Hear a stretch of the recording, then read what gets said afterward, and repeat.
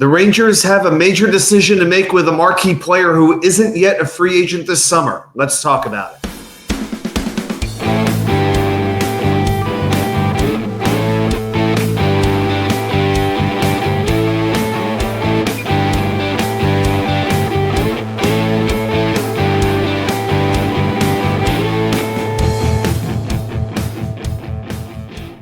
And well, welcome back to New York Sports Wicker Media. I'm Wat2K99. Thank you, as always, for taking the time to watch these videos. So let's talk a little New York Rangers hockey. It's been a little while since I've had the mental fortitude to even do a Rangers video. I had to let my wounds heal, and deep wounds they were. But the big thing to talk about right now for me is a player, a marquee player, who is not even a free agent this summer. Igor Shesterkin has another year to go on his contract, but the Rangers are going to have to make a decision very soon on extending that deal. Now, Shesterkin was probably the only reason the Rangers even won 2 games against the Florida Panthers in the Eastern Conference Finals. Shesterkin, in 16 playoff games, had a .927 save percentage against Florida. In those 6 games, that save percentage actually went up to .935. And in the playoffs, the Rangers were outshot in 13 of those 16 games.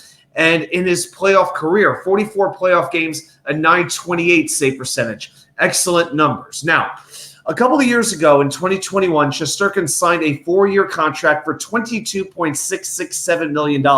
Chris Drury got a steal of a contract. So anybody who likes to hate on Chris Drury, just look at that contract, okay? Now, Shesterkin, of course, does not have to be signed immediately, but putting off negotiations for another year, that is a very scary risk considering how important he is to the franchise, his numbers, the fact that he won the Vezina Trophy in 2022.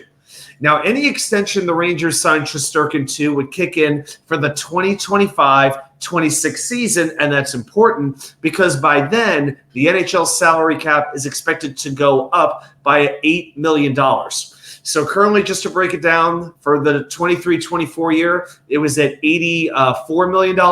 Next year, for 24-25, it goes up to $88 million, and the expectation is for 25-26, it goes up another $4 million to $92 million.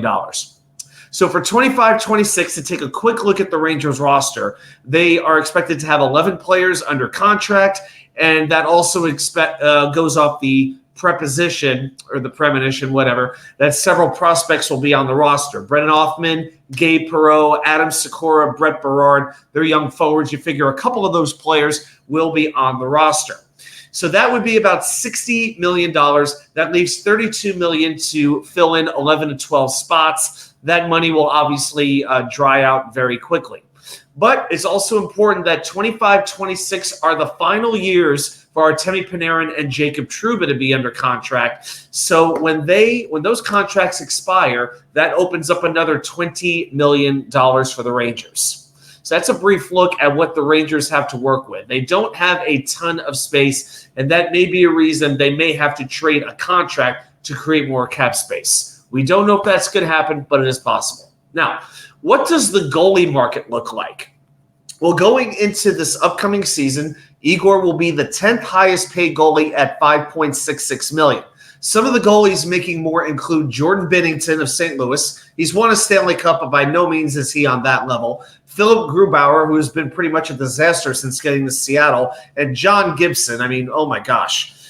The point of this is only 3 goalies in the league are making $9 million or more going into next year. You've got Andrei Vasilevsky of Tampa Bay at 9.5, very well worth it. Sergei Bobrovsky of Florida at $10 million, certainly worth it as well.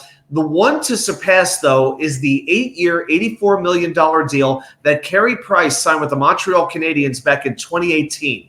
So that's an average annual value of $10.5 million. All right, so you've got a 9.5, a 10, and a 10.5. Now, the expectation is, from most pundits around the league, that Shesterkin's deal will start at around that $10.5 million mark. The ceiling could be as high as $12 million.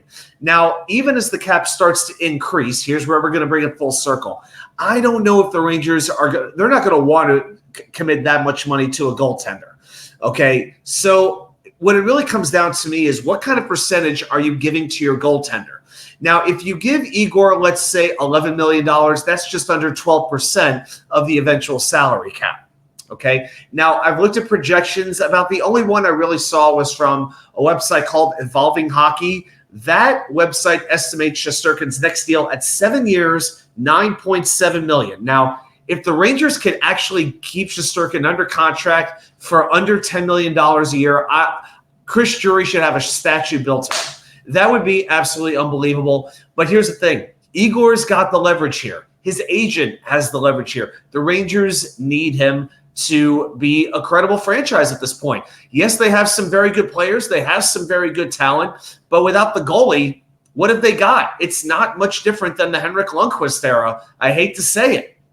I mean, you could say the one big difference is you have an amazing offensive defenseman in Adam Fox, which the Rangers really did not have during the Lundqvist years. But I think that Lundqvist is going to make it a point to become the highest paid goalie in NHL history. And to be honest with you, I would say he deserves that.